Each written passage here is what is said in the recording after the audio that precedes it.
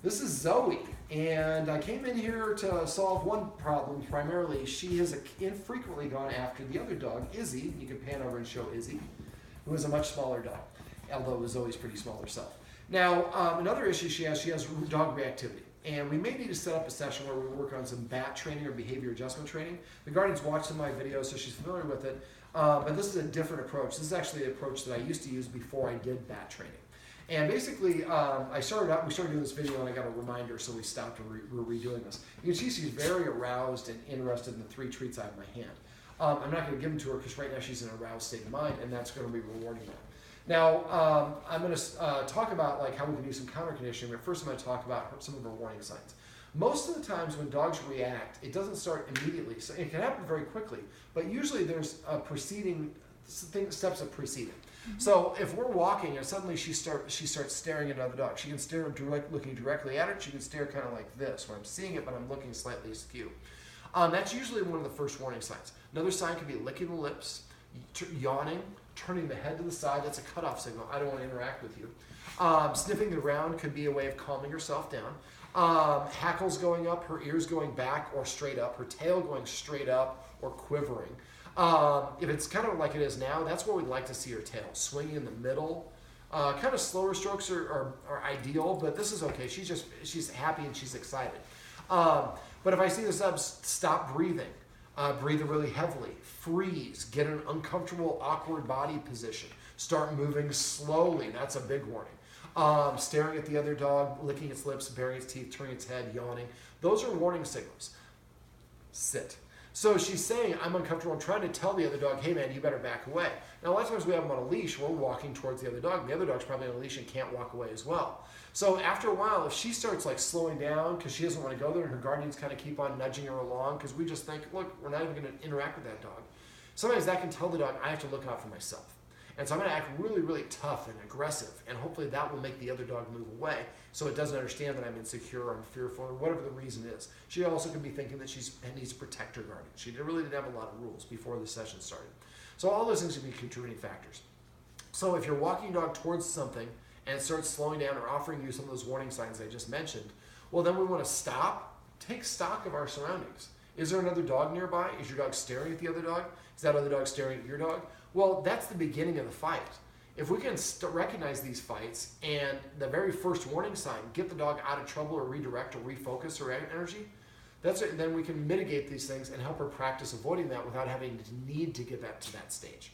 And so my 2 tests, can I get the dog to sit and will it take a treat? If it won't sit or won't take the treat, the other dog or the stimulus is too close.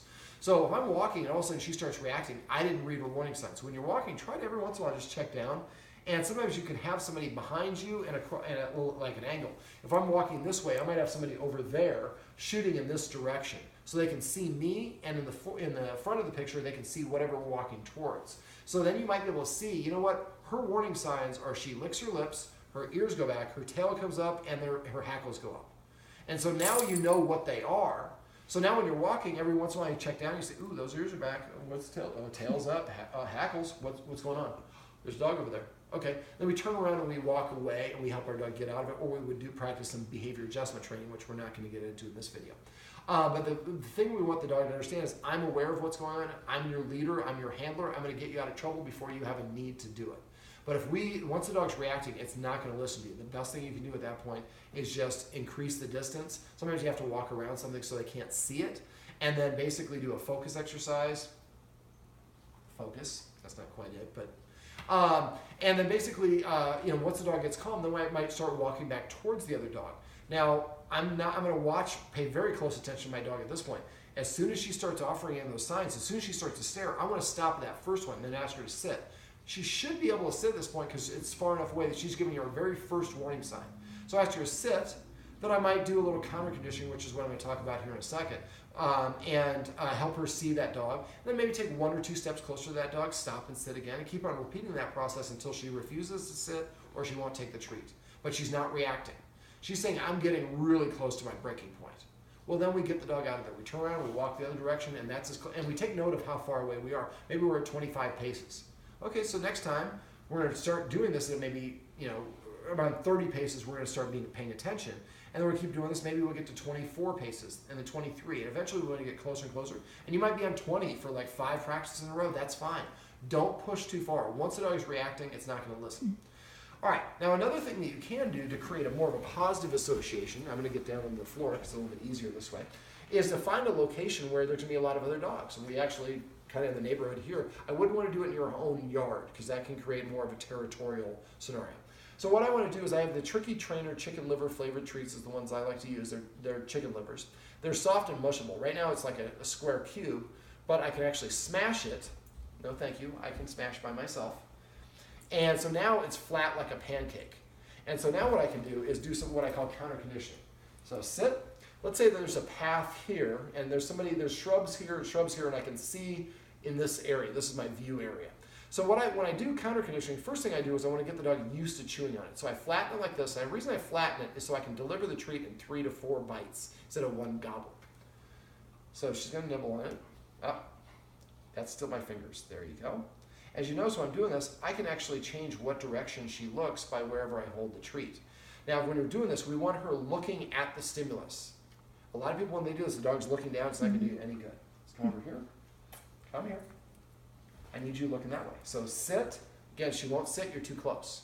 So find whatever distance. She'll sit and just take a regular treat normally. Yes, you're a little grabby. I know you're excited. Then I smash it, and let's say that I can see somebody's about to come into the clearing, and so I smash one, and I let her start nibbling on it, and again, I'm holding it so her eyes are up. Let's say the person's walking. As they're walking, I'm having her see it, and then right as I'm about to go into clearing, I take the treat away or I pop the rest of it in her mouth. So the only time she gets the treat is when she's seeing the person coming or moving. And then right as the person's about to disappear, the treat disappears. Because this is counter conditioning. What she wants is the dog to go away.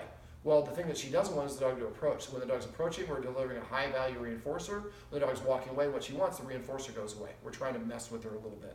And so after a while, she's like, well, I may have this wrong. I like getting the treats, so maybe I should like when the dogs are approaching. Now, let's say we're at 25 paces, and this will vary depending on the dog. If there's a dog that walks by that has her energy right now, just very casual, you probably might be a lot closer. If you have a dog that's a puppy that's bouncing and barking at everyone, she might be reactive and have to have 3 times the distance. So you'll go back and forth as you're doing this. But you can find a trail where a lot of people are passing by, and sometimes I'll have people get like pieces of roast beef and do it kind of like have it cut like a 1/3 of an inch thick and then do slices of it. So you have a long meat stick that you can kind of let the dog nibble on, especially if the clearing is bigger. Ideally, you'd like kind of a triangle of vision. So I can see in this area, but from here over there's shrubs and from here over there's shrubs. So that way they're only going to be in your sight for a period of time when you're delivering the high value reinforcer. All right, come here. Sit. So when the people are coming, you're just delivering the treat. She's chewing on it. Make sure she's looking up. Sit. As they're passing, and then we pop the rest of it in. Now, let's say we're at 25 paces. Now, after we get 5 times in a row where a dog comes by and she gets this and she doesn't get up out of her treat, out of her sit, she gobbles it up, then I take 1 step closer, and we practice the same exercise. And we keep doing this until the dog won't sit or won't take the treat. This is the dog's indicator that I'm getting close to my breaking point, or what we call above threshold. Once they're above threshold, it's hysterical. They're not going to listen to you. You're not going to teach them anything. The whole point of this exercise is practicing and gradually collapsing the distance, but while the dog is completely calm. So let's say we go from 25 to 19 feet. And at 19 feet, you can barely get her to sit, and she's somewhat not that interested in the treat. So I might back up to 20 feet, get 1 or 2 good ones, and then call it a day. Then come back the next time, and I might start at 21 feet, about a foot beyond where she ended up the last time.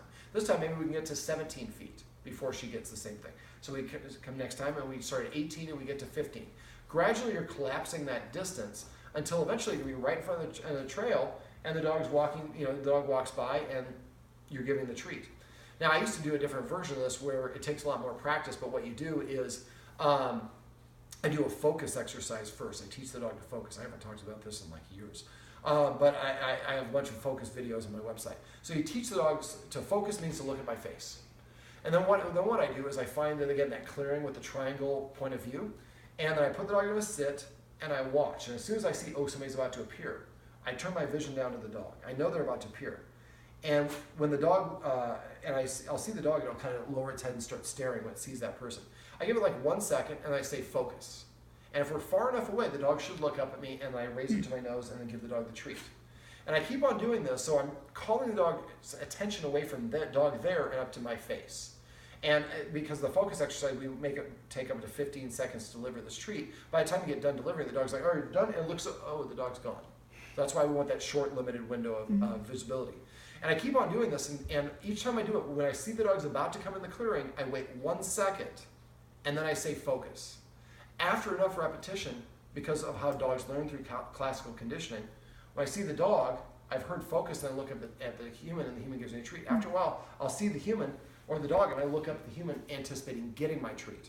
We call this an autofocus. So the first time this happens, you should give the dog like 5 treats in a row, like focus, focus, focus. Well, I would actually go in here, focus, focus. So we want the dog to be like, hold on, what did I just do? Because I just got the mother load of treats. And what we're doing is associating. When I see another dog, that means I'm getting a plethora of treats. And I keep doing this, but the first time you do it is the auto watch. The second, third, you might get a whole bunch of times in a row when she doesn't auto watch again. So you might have to keep on practicing. But eventually, you're going to do the same procedure. You're going to get closer and closer. But when she sees another dog, instead of reacting to the dog, she's looking up at her handler. She's calling her attention away and getting rewarded for doing so. Now, the counter conditioning is great because, again, it just helps the dog practice. But again, the whole point, the dog has to be calm and balanced. So all the warning signs I talked about earlier, you shouldn't see any of those. If any, maybe a little bit of a stare, a little bit of a quick breathing, but that's it. If your dog's reactive, then immediately step back. And again, remember, the other dog's behavior is going to influence. A really high energy dog, you might have to just, I can see that dog, I'm going to back 10 paces up to begin with. And you'll get more nuanced at it. But the idea is to help her understand that other dogs are not a threat. Matter of fact, there's a positive when I see other dogs. But yeah, she gets along here, but she doesn't have any dogs that she really gets to socialize with, and so she's probably a little bit socially awkward. So this is a nice way to create some positive associations. If these things continue, let me know. We can set up a bat training session, which would be a little bit better because it's more advanced across the board, but this is a great way to start. So these are some tips and tricks you can use to use a little counter conditioning, as well as a summary of some warning signs that dogs give before they start reacting.